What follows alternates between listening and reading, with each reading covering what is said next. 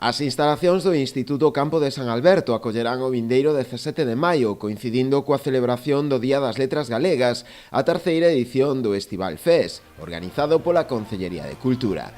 No festival actuarán dous grupos con gran tirón na comarca, como é o caso de Heredeiros da Cruz e Monolius Dub. A nosa terceira edición xa do Estival Fest, que o vamos a facer o 17 de maio, e vamos a contar con Heredeiros da Cruz, que, bueno, pois despois de un parón que tuveron que ter por un problema físico do cantante, pois vamos a ter aquí a xente do Monolius Dub, que tamén sacan disco novo, que son moita xente de Noia. A compra de entradas para acudir a este festival xa pode realizarse a través de ataquilla.es. Unhas entradas que entendemos que se van a agotar porque sempre genera un pouco Heredeiros e moita atracción e moita expectación a hora de tocar, non?